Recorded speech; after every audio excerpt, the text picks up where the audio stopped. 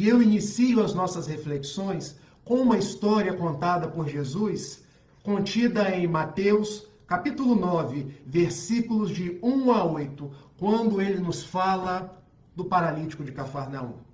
E o apóstolo Mateus conta com a sua emotividade essa que eu vou alargar de acordo com as considerações da benfeitora Amélia Rodrigues, num livro notável que Divaldo Pereira Franco psicografou, intitulado Primícias do Reino, que eu deixo como sugestão de leitura para cada um de vocês.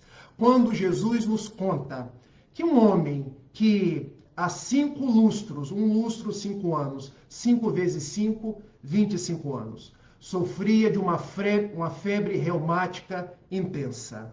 Ele não conseguia andar, não conseguia entretecer suas atividades do cotidiano, vivia refém da caridade das outras pessoas. O próprio Simão Pedro, que era um pescador das praias de Cafarnaum, vivia dando peixes que sobravam da sua pescaria àquele homem.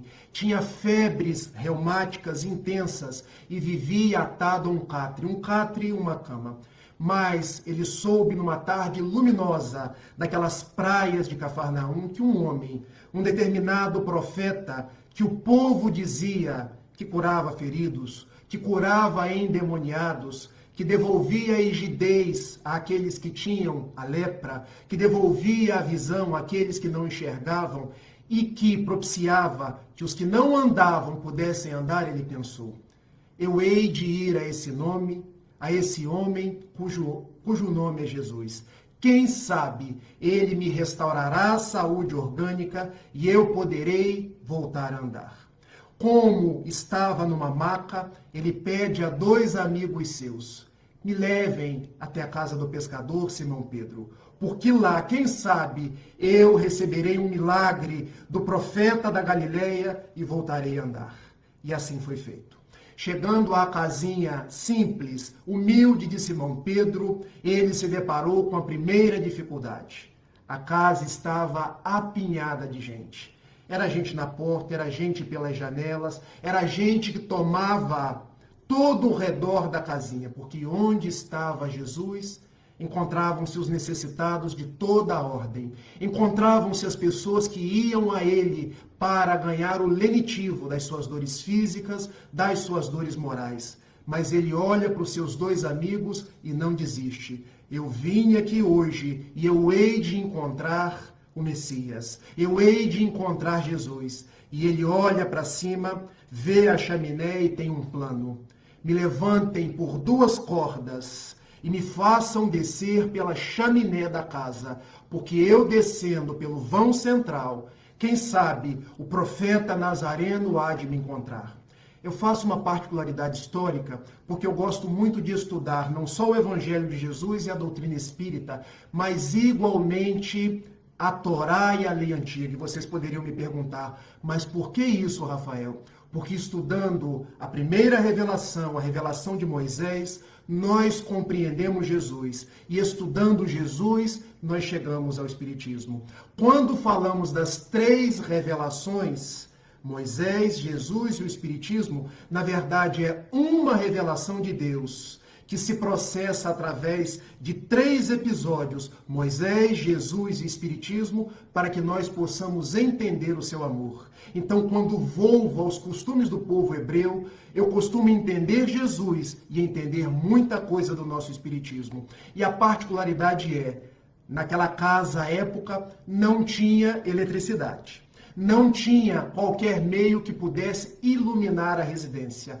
A iluminação à noite se dava através de lamparinas. E durante o dia era comum os judeus fazerem uma clarabóia, à semelhança das nossas chaminés dos dias de hoje, por onde entrava a luz do sol e propiciava que os cômodos da casa se iluminassem. E era por ali que o homem desceu atado a 2 cordas, e quando chegou no vão central da casa, Jesus se aproximou dele, o pastor de ovelhas, o pastor de almas, e lhe perguntou: Natanael ben Elias, tu vens até mim? E o homem empalideceu, tremeu de frio, tremeu num frêmito.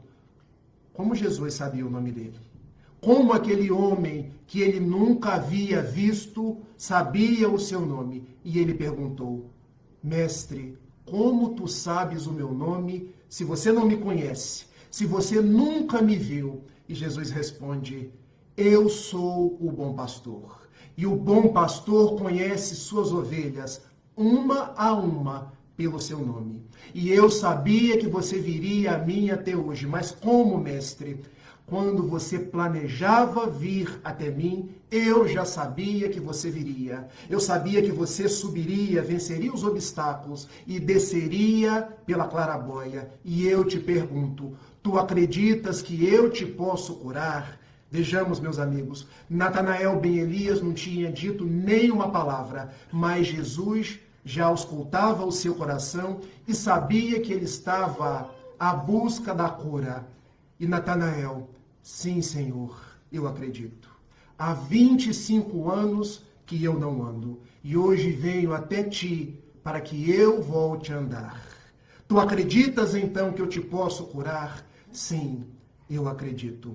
E aquela fé que ainda era uma fé vacilante, ele treme, saculeja-se entre si e torna a cair.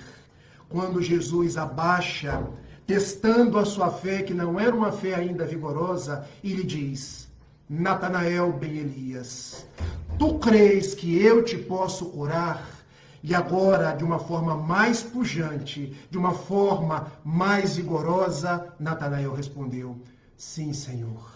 Eu te esperei durante toda a minha vida. Eu sei que tu és o Messias enviado ao povo de Israel. Eu acredito que tu podes me curar.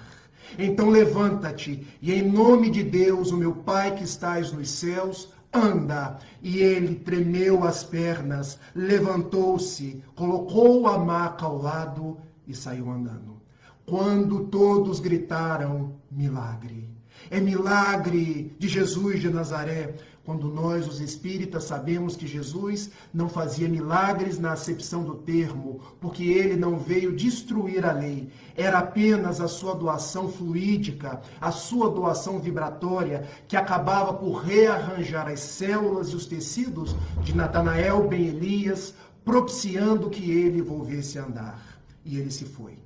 E naquele mesmo dia, na casinha humilde de Simão Pedro, ele, ateando saliva no olho de pessoas cegas, elas volveram a enxergar. E ele, tocando a epiderme de pessoas com hanseníase, a lepra daqueles tempos, elas ficaram curadas. Já vinha o plenilúnio, o sol começava a se pôr e vinha a lua. Quando Simão Pedro, percebendo que o mestre já estava cansado, começa a pedir às pessoas para que saiam de sua casa. Voltem depois. Agora o mestre precisa descansar. Ele hoje já trabalhou bastante. E quando já não havia nenhuma pessoa mais na sua casa, ele volta-se para dentro e procura Jesus de Nazaré. E para sua surpresa, ele não o encontra. Quando se dá conta, em todas as tardes, quando a lua se antepõe ao sol e vem beijar a terra, na poesia de Amélia Rodrigues, o nosso mestre vai até o mar piscoso de Genezaré para as suas orações diárias. É lá que ele deve estar. E eu me vou até ele nesse instante. E foi. Andando sofregamente, avista Jesus ao longe e ele estava orando. Ele estava num colóquio íntimo com o Pai. E aproximando-se mais de perto, ele percebe que dos olhos de Jesus haviam lágrimas aljofrando, haviam lágrimas caindo, e ele, sem entender, diz a seu mestre: Mestre, eis que venho até ti, porque hoje tivemos um dia de muita saudação e de alegrias. Foram muitas as curas que você realizou. Simão, Simão, eu te busquei como um pescador simples, mesmo aqui nessas praias, e te convidei a ser um pescador de almas. Eu te trouxe junto a mim, para que nós pudéssemos edificar o reino de Deus no coração das criaturas humanas. mas os homens ainda não me entendem e não entenderam a minha proposta, Senhor. Quem agora não compreende sou eu, porque eu conheço Natanael Ben Elias. Há 25 anos que ele não anda. Há 25 anos que ele tem febres que lhe fazem doer todo o corpo, e você hoje devolveu-lhe a capacidade de andar. Eu conheço aquela menina cega, deficiente visual, que você jogou saliva na mão e devolveu-lhe a capacidade de enxergar. Eu também conheço, Senhor, aquele homem vítima da lepra. E fazendo um breve parêntese, os rancenianos, os leprosos da época, tinham o seu nome riscado do registro civil do povo hebreu e precisavam ser tirados das cidades e excluídos no Vale dos Imundos, nas cercanias de Jerusalém. Eu conheço aquele homem que você tocou na sua pele e ele volveu à saúde, as carnes que cheiravam mal voltaram a ser saudáveis. Hoje foi um dia de muitas glórias a Deus, Simão. Você nem eles compreenderam que eu não sou um remendão irresponsável, que venho colocar tecido bom sobre todo um tecido que já está ruim, porque o pequeno pedaço que está roto pode tornar a rotura ainda maior.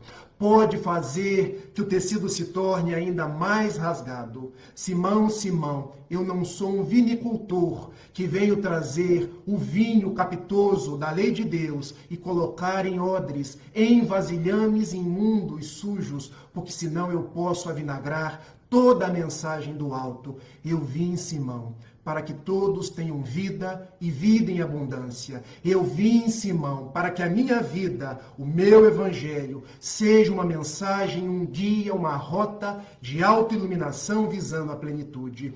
Mas os vossos olhares ainda são transitórios, ainda buscam as coisas do mundo, os haveres do mundo, os caprichos que vão engalanar o corpo, vão engalanar os sentidos. Mestre, explica-me, porque eu não compreendo. Quando eu vim orar, Simão, a minha visão espiritual se dilatou. E sabe aquela menina cega, deficiente visual? Sei, mestre, pois é. Eu a vejo nesse instante, nas suas reverberações mentais, pensando da seguinte forma: um certo homem, vindo das terras da Galileia, hoje me devolveu a capacidade de enxergar. Eu não vou contar para ninguém. E eu hei de me vingar de todos aqueles que tripudiaram de mim, que me apontaram o dedo em riste, que fizeram coisas erradas comigo, que me fizeram sofrer. E eu agirei da seguinte forma: não contarei, e com os olhos bons eu pegarei um por um. Por acaso, Simão, eu curei aquela menina para que ela se vingasse dos seus agressores? Eu não vim para isso. Lembra-se daquele homem que chegou até mim, com o tecido epidérmico já cheirando mal pela lepra? Sim, mestre, eu conheço, pois é. Eu agora o vejo na minha tela mental, deitado numa cama com uma irmã nossa, uma cortesã, e eu escuto o que ele diz no seu ouvido, mais ou menos assim: vamos recuperar o tempo perdido, porque eu não podia gozar, mas agora que eu tenho saúde, eu irei gozar a noite inteira. Eu posso pagar e eu quero estar hoje com você e amanhã com outra amiga cortesã. Eu quero viver para o sexo. E Natanael Ben Elias: Senhor, este homem é um homem bom. Eu dou os peixes que me sobram para que ele possa se alimentar. Pois é. Saindo da sua casinha humilde, ele foi para um bar como nós conhecemos hoje e disse assim para o dono do bar: sirva vinho a todo mundo, porque hoje eu vou comemorar e beber até cair. E eu quero que seja por minha conta. Vamos brindar, porque a vida é uma alegria. Simão, Simão, a minha proposta é de reedificar espíritos para meu Pai. Eu sou o bom pastor, que veio recolher as ovelhas tresmalhadas e trazê-las de volta para o meu aprisco. Mas as pessoas vêm até mim pelos mecanismos da dor, para que eu possa solver a sua dor e elas possam volver aos caminhos dos vícios. Mas um dia eu não estarei com vocês mais e vocês terão que aprender por si próprios que a verdadeira saúde não é a do corpo, mas a saúde é a do espírito. E é essa vitalidade espiritual, esse conhecimento do reino de Deus que eu vim trazer a cada um de vocês. E Simão, aquecendo, disse: é mestre, nós ainda não te compreendemos, mas, disse Jesus, mais um dia eu rogarei ao Pai, e ele vos enviará um Consolador, para que o evangelho de amor, de fraternidade e de paz, que eu vivi e que eu vos trouxe aos corações, venha de uma forma rediviva, se torne luz para os vossos corações. E aquilo que vocês hoje não conseguem entender, ele esclarecerá.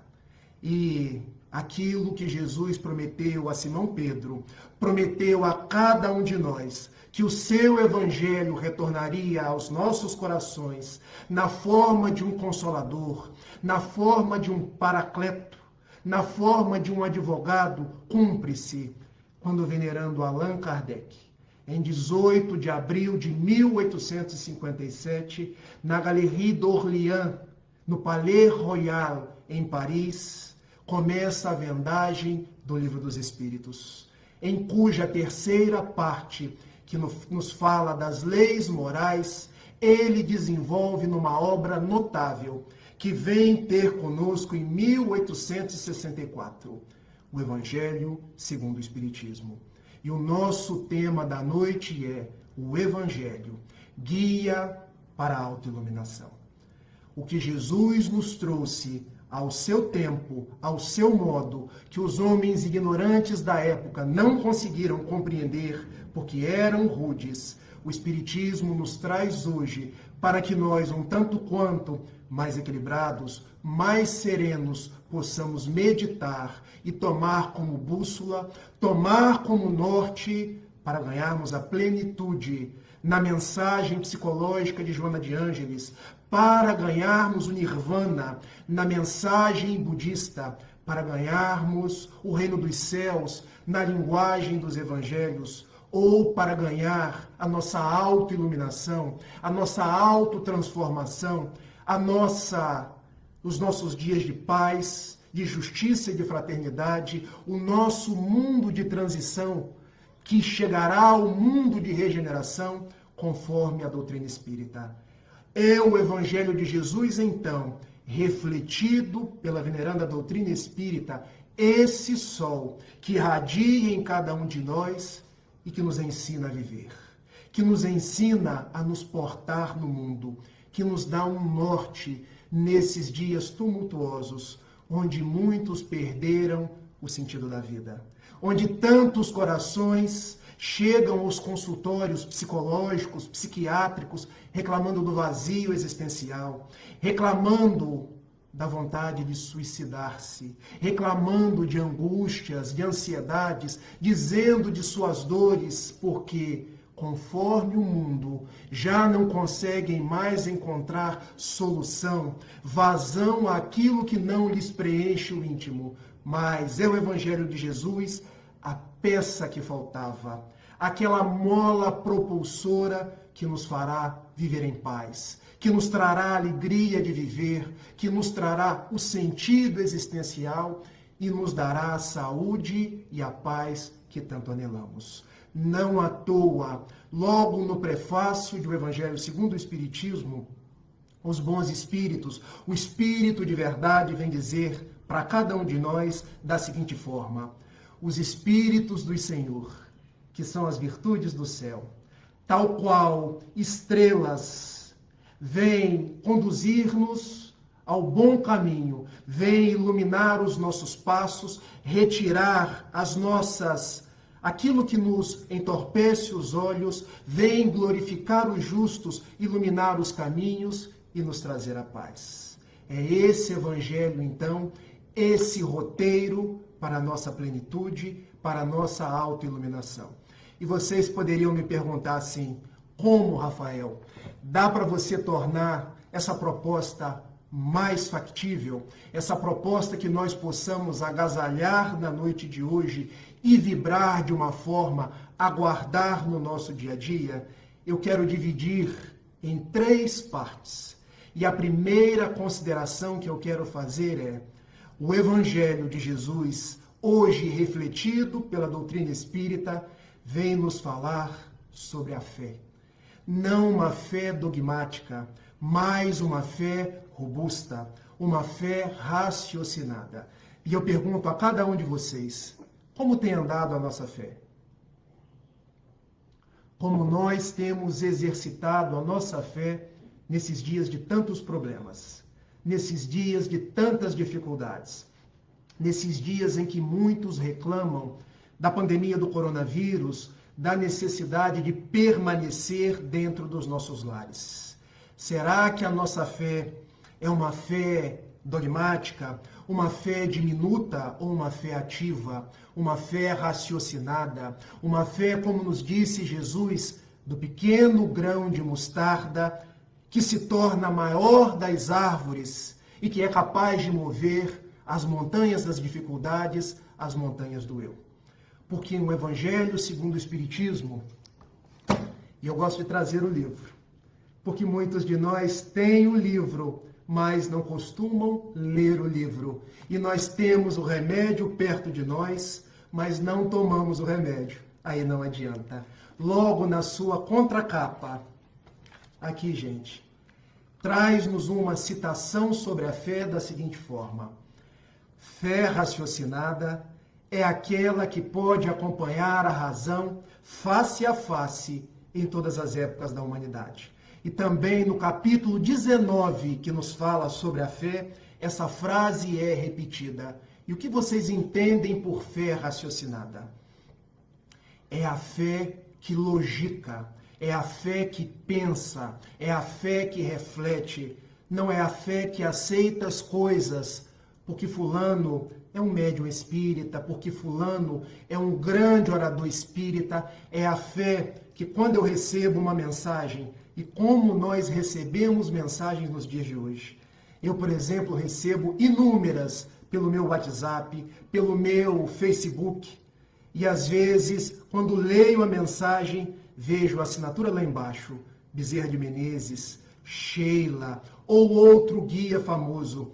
E quando eu vou ver o conteúdo da mensagem, eu penso assim: puxa vida, essa mensagem deve ser do Bezerra da Silva, ou de um Bezerra de Menezes que não é aquele amigo espiritual, médico dos pobres, aquele que deu a sua vida pelo Evangelho de Jesus nas terras do Ceará, nas terras do Rio de Janeiro.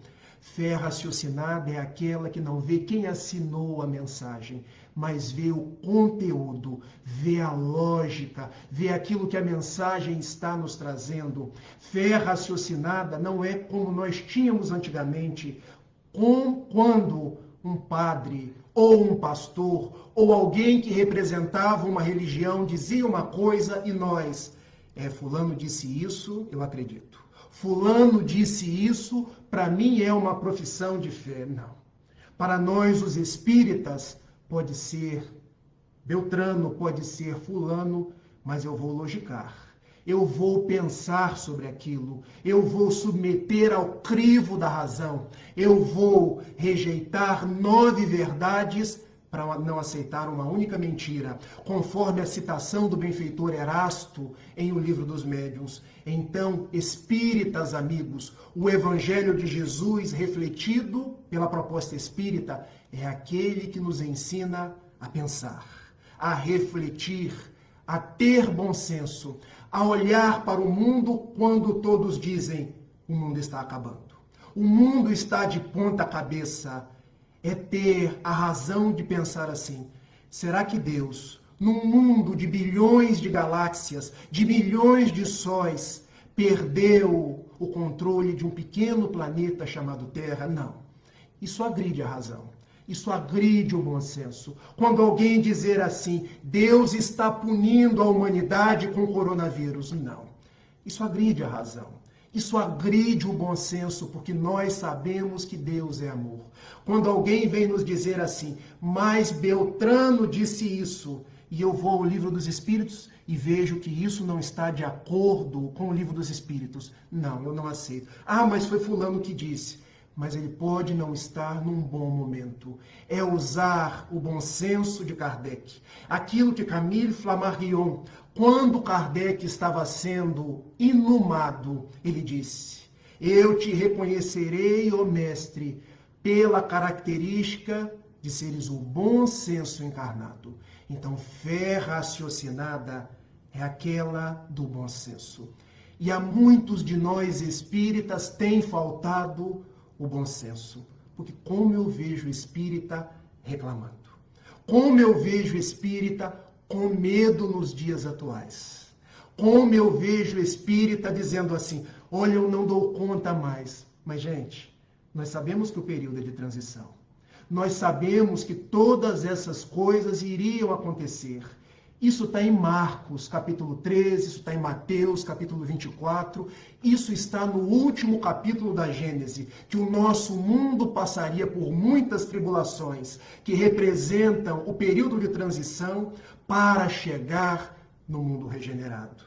Então, quando eu, espírita, deixo de logicar, eu começo a engrossar a fileira dos reclamadores, a fileira dos que se dividem no mundo, porque o mundo hoje, as pessoas entram naquela assim, eu sou de direita, você é de esquerda, e nós perdemos o bom senso de que somos filhos de Deus, nós somos irmãos. Quando eu começo a dizer assim, eu sou capitalista, ele é comunista, nós perdemos o bom senso, a lógica de pensar que nós devemos estar juntos, porque pensar diferente, isso é razoável, mas brigar o tempo inteiro, como nós temos visto nas redes sociais, é faltar com a fé raciocinada. Quem, há um tempo atrás, nos falou que a religião sem a ciência, ela era dogmática, ela era cega, ela era fundamentalista. E igualmente a ciência sem a religião era paralítica, foi Albert Einstein. E Kardec, remontando a Einstein, remontando a ciência, ele nos diz que o espiritismo acompanharia a ciência face a face, caminhando junto com a razão em todos os períodos da humanidade. E se um dia a ciência demonstrasse que o espiritismo estivesse errado em algum ponto, nós, os espíritas, o espiritismo, reformaríamos aquele ponto e acompanharíamos a ciência. Mas o espiritismo acompanha a ciência, mas ele não para onde a ciência para, porque nós volvemos ao elemento espiritual. Nós volvemos ao elemento causal, porque nós não somos matéria, nós não somos corpos de carne, nós somos espíritas numa proposta encarnatória, numa proposta material, e não o contrário. Nós vivemos tantas quantas forem as vezes para o nosso processo evolutivo. Então, quando ouvimos falar, no Brasil já morreram mais de 50 mil pessoas, e eu vejo espíritas dizendo assim, onde está Deus? Deus é Pai de amor, de bondade e de justiça. Se nós somos de lá, quando nós morremos não, nós desencarnamos, nós estamos retornando para a nossa casa. Isso é fé raciocinada, gente. Isso é logicar sobre as coisas, sobre os fatos do mundo. Isso é adquirir a fé espírita, a fé do bom senso, a fé que nos trouxe o Espiritismo revivendo o Evangelho de Jesus como um guia para a nossa iluminação. Eu quero contar duas histórias para que nós possamos logicar sobre a fé. Quando uma pessoa foi ter com Divaldo Franco, ao final de uma palestra, ele disse assim, Divaldo, eu fui a um médium espírita. E Divaldo, quando alguém diz que foi a um médium espírita, ele logo coloca uma pulga atrás da orelha. E o que o médium espírita te disse, minha irmã? Ele me disse que eu tenho 7 obsessores. E Divaldo, É. E como é que ele contou os obsessores? Ele pediu aos obsessores para que se perfilhassem um a um. Pegou o celular e fez uma selfie e começou a contar. 1, 2, 3, 4, 5, 6, 7. Meus amigos, precisamos logicar sobre essas coisas. Primeiro que nós não conseguimos contar os obsessores, conforme diz-nos Paulo. Em Romanos capítulo 12, versículo 1, nós estamos circundados por uma nuvem de testemunhas. Então, se ele hoje viu 7, amanhã pode ser 9, amanhã pode ser 15, e não quer dizer que todos sejam obsessores, até mesmo porque eles ficam vinculados ao nosso perispírito. A gente pode ter visto um, mas pode não ter visto o outro. Então, essa afirmação do médium fere o bom senso. Ele pode até ter visto 7, mas será que ele não viu nenhum benfeitor?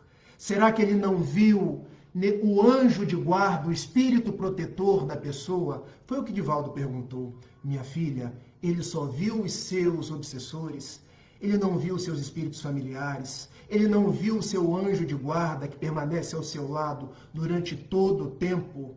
Olha como a nossa fé é claudicante. E olha como nós, os médiuns espíritas, às vezes, ao invés de engrandecer as pessoas, dando-lhe mensagens positivas, nós colocamos medo.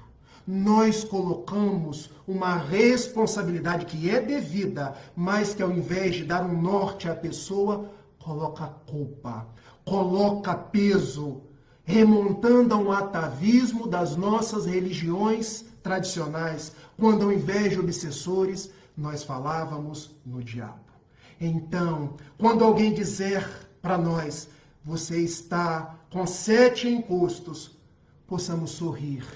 Porque se temos 7 encostos, 7 obsessores, devemos ter uns 100 amigos espirituais, que nos querem o bem e que vibram a nosso favor. Isso é ter fé raciocinada. Isso é logicar no bem. Isso é pensar com otimismo, pensar com bom ânimo. Mas ter fé raciocinada é igualmente saber como nós nos comportamos perante os nossos benfeitores espirituais. E uma vez, uma confreira espírita, e quando eu digo confrade ou confreira espírita, é curioso, porque os jovens da mocidade ou os meninos da evangelização olham para mim e dizem assim, tio, você tá velho, hein? Porque confrade, confreira, isso denuncia a sua idade. E eu digo ao jovem, aqui as entradas, a falta de cabelo já denuncia que eu sou um quarentão. E eu hoje substituí por amigo, por amiga, porque fica mais na sintonia dos jovens.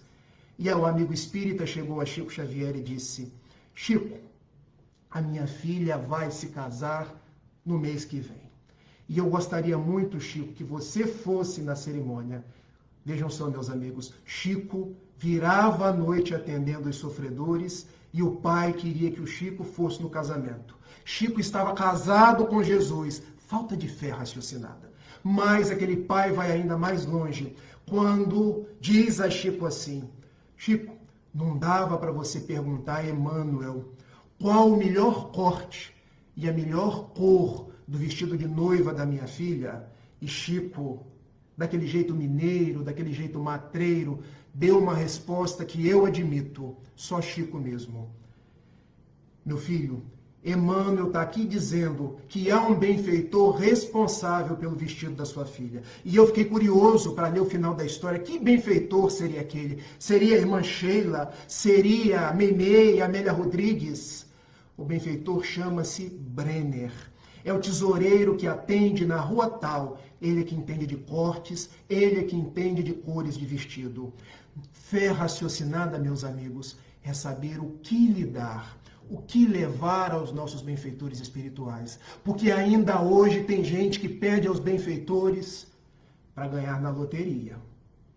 Pergunta aos benfeitores se eu vou ter sorte no casamento. Imaginem. Pergunta aos benfeitores se os meus negócios vão dar certo. E esse tipo de coisas está sob a nossa administração. A administração do alto cuida dos aspectos morais da nossa encarnação. Então o Evangelho veio nos trazer, sob a batuta dos bons espíritos, sob a batuta do Espiritismo, uma fé que logica, uma fé que tem bom senso, uma fé que raciocina. Segunda proposta do Evangelho foi trazer um roteiro de transformação moral. Porque vejam, quando Simão Pedro vai a Jesus e pergunta: Mestre, por que você está chorando? Jesus poderia ter respondido se naquela época nós já tivéssemos o Evangelho segundo o Espiritismo. Pedro, abre aí o Evangelho segundo o Espiritismo no capítulo 17, item 4. E agora lê. Mas não lê uma vez só não. Lê duas, lê três, lê quatro. Coloca como imã na geladeira, Pedro, para que os espíritas da posteridade, quando chegar o Consolador prometido, meditem nessa frase todos os dias. E a frase é: reconhece o verdadeiro espírito, o verdadeiro cristão, pela sua transformação moral e pelos esforços que empreende por domar as suas más tendências e as suas más inclinações. Observem, Natanael ben Elias começou a andar novamente e foi para a taberna tomar vinho. A menina cega começou a enxergar e foi se vingar. O homem leproso devolveu Jesus a sua rigidez epidérmica e ele foi para o vício da concupiscência, luxúria, vamos no popular, para a prática do sexo desarrazoado. É essa a proposta de Jesus? Não. Vá, meus filhos, e não torne a pecar. A proposta para nós nos dias de hoje é: transforme-te moralmente. Descubra pelo mecanismo do autoconhecimento onde residem os vossos vícios e transforma eles em luz. Olha a mensagem de Jesus. Fiz até uma rima, remoendo, revolvendo a Francisco de Assis: ó mestre, onde houver trevas, que eu leve a luz. Transformação moral, então, meus amigos, é onde houver trevas em mim, que eu possa fazer a luz. E daí eu voltarei a enxergar. Eu voltarei a ter saúde do corpo. Eu voltarei a caminhar. Porque se hoje eu não enxergo, os meus vícios trouxeram-me a cegueira espiritual para que interiormente eu veja Jesus. Se hoje eu não ando, é porque eu já andei muito pelos caminhos do erro, mas eu preciso encontrar Jesus. Se hoje o meu corpo está doente, é porque na doença eu encontro a bússola para ir até Jesus. Reconhece o cristão. E espírito e cristão são a mesma coisa, conforme o item 3 do mesmo capítulo.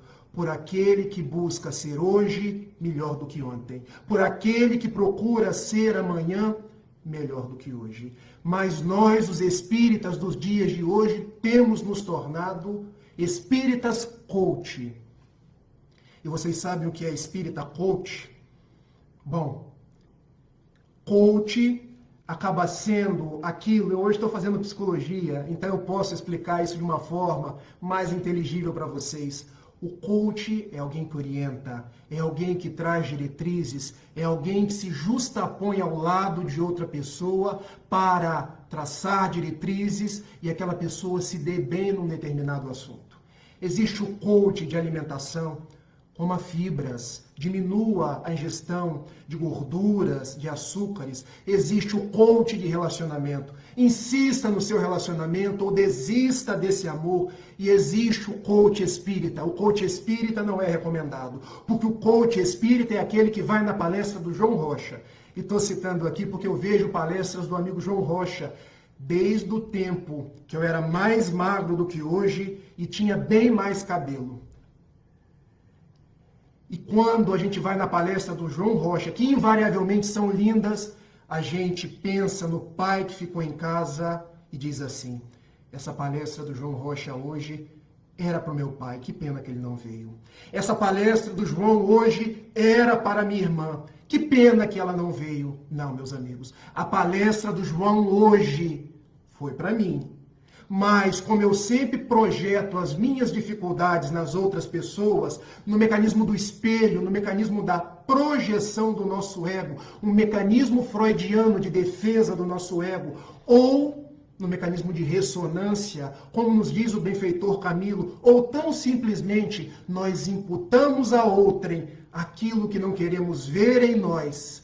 Quando escutamos alguém que nos diz algo que serve para nós, nós dizemos: é para fulano, não para mim. E nos tornamos coach das outras pessoas, quando deveríamos ser auto-coach.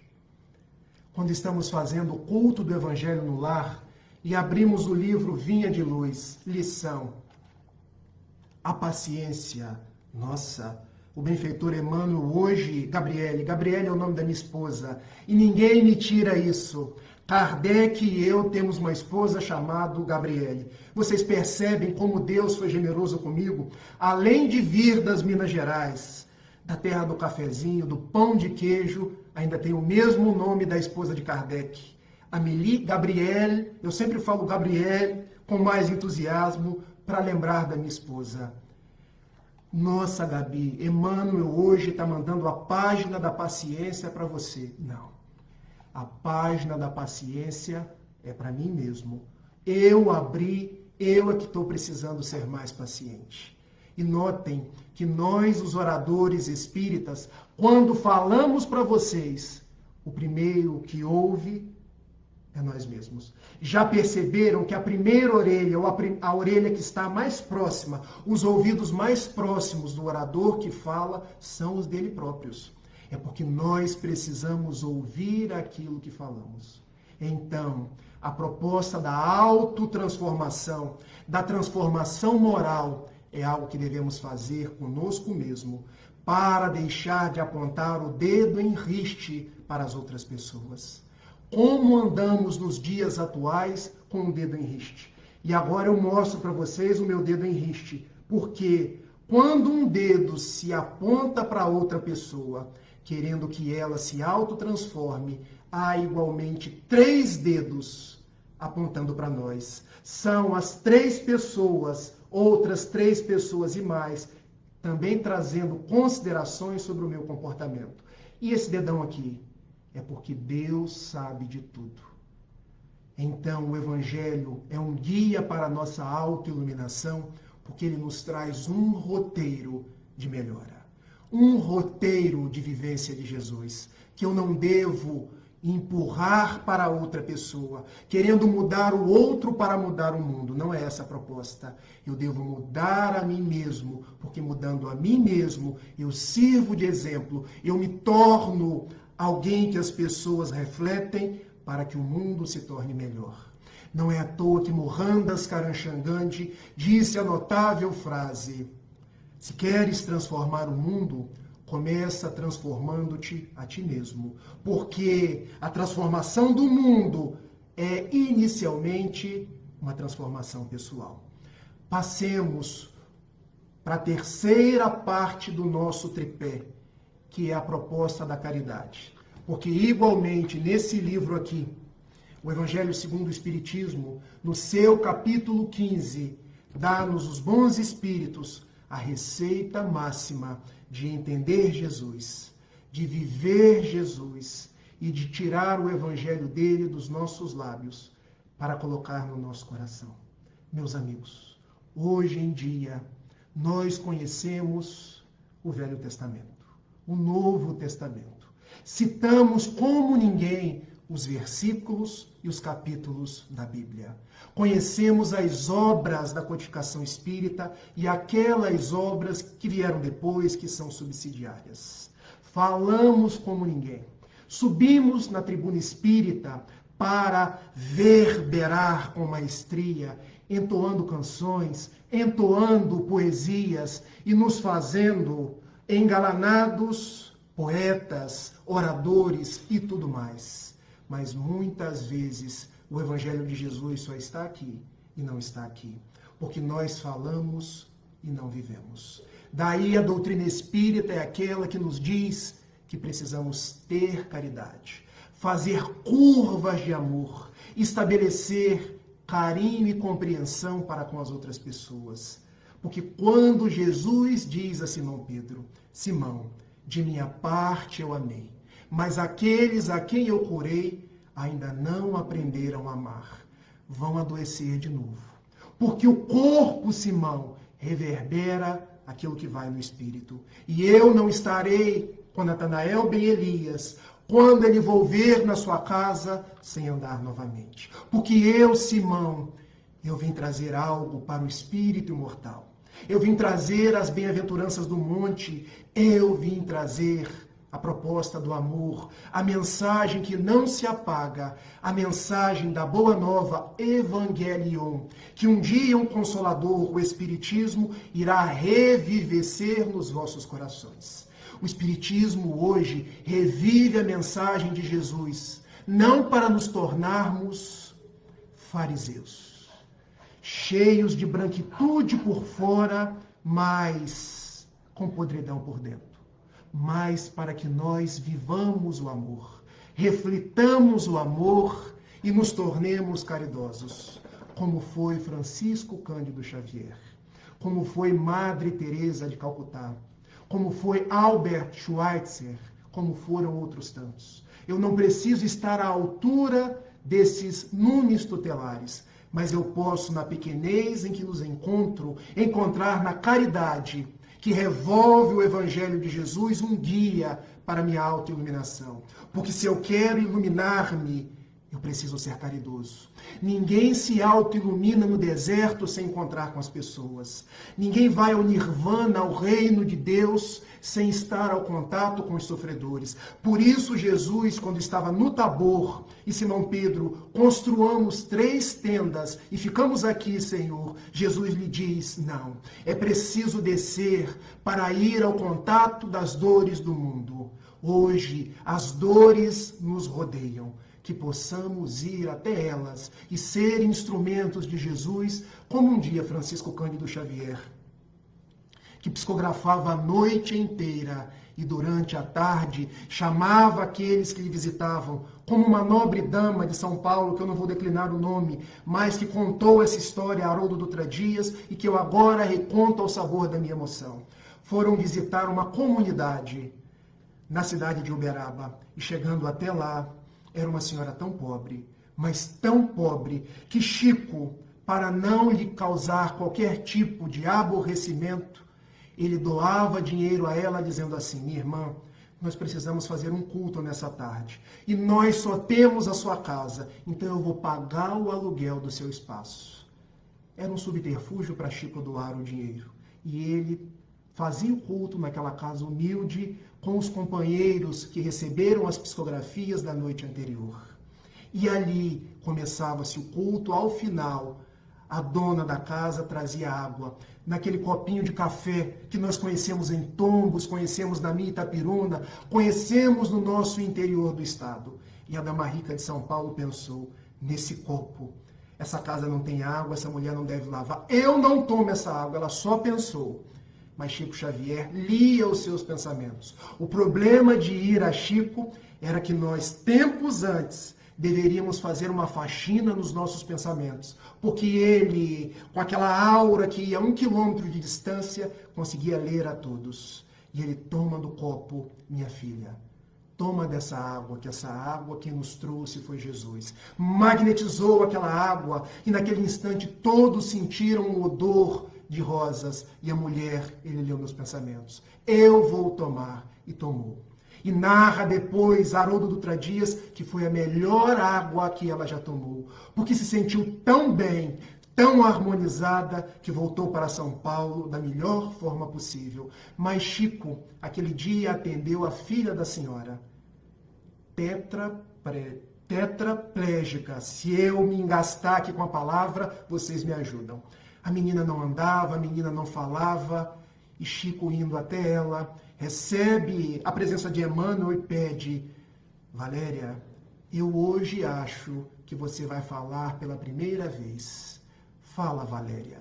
E aqueles lábios amortecidos, fala, minha filha, Jesus. Jesus, Valéria. Repete com seu amigo que te ama tanto. E ela, Jesus. Igual a minha filha, que hoje tem 1 ano e 6 meses de idade. Passado algumas semanas, Valéria desencarnou. Depois de uma vida de tormenta, sem nunca ter falado, sem nunca ter andado, sem nunca ter tido um contato com a realidade objetiva. Passado alguns meses, Chico, que tinha uma angina cruel, e ele dizia que a angina é uma das dores mais fortes que um ser humano pode sentir. A angina é tal qual uma serpente saculejando dentro da gente. Ele pensa, hoje eu não tenho condição nem de psicografar. E ele vê aproximar-se um vulto luminoso que lhe diz, Chico, vamos à psicografia, eu vou te ajudar. Minha irmã, quem és tu que nesta noite de Uberaba, nesta noite de tanta dor, vem me ajudar? Eu não te conheço. E ele olha, realmente não conhecia. Conhece, Chico. Você foi a pessoa que mais me ajudou nessa vida. Você visitava a minha casinha simples, a minha casinha humilde. Minha irmã, eu não te conheço. Conhece sim, Chico. E eu vou dizer uma palavra e você vai se lembrar de mim. E ela disse assim, Jesus. Valéria, é você, Valéria? Sim, sou eu, Chico. E eu vim te ajudar. E derramando sobre Francisco Cândido Xavier as melhores vibrações, os melhores fluidos, ele sentiu-se em paz. Foi para a noite de psicografia, trouxe as mensagens do plano espiritual e atendeu a todos quantos aportaram no grupo espírita da prece. Meus amigos, tudo o que fazemos em prol do outro retorna para nós mesmos como bênçãos de saúde e paz. É a caridade nos dias de hoje, aquilo que nos leva a Jesus, que nos liga aos benfeitores espirituais. É o Evangelho de Jesus e a sua vivência um guia seguro para a nossa autoiluminação. Eu agradeço a cada um de vocês. Agradeço ao João Rocha pelo convite, agradeço ao Centro Espírita Miguel Arcanjo e termino com uma poesia da poetisa carioca Carmen Senira, quando pelas mãos luminosas de Francisco Cândido Xavier, no seu primeiro livro, O Parnaso de Além Túmulo, ela assim cantou, de onde vem, viajor triste e cansado, venho da terra estéril da ilusão, que trazes a miséria do pecado, a alma ferida e morto o coração. A quem me dera a bênção da esperança, a quem me dera socorro à desventura. Mas a fé, generosa, humilde e mansa, deu-lhe os braços e falou-lhe com doçura. Venha ao Mestre, que ampara os pobrezinhos, que esclarece e conforta os sofredores. Pois com o mundo uma flor tem 1000 espinhos, mas com Jesus um espinho tem 1000 flores. Deixo a todos o meu abraço afetuoso, desejando tudo de bom e pedindo a Jesus nos abençoe hoje e sempre. Um beijo.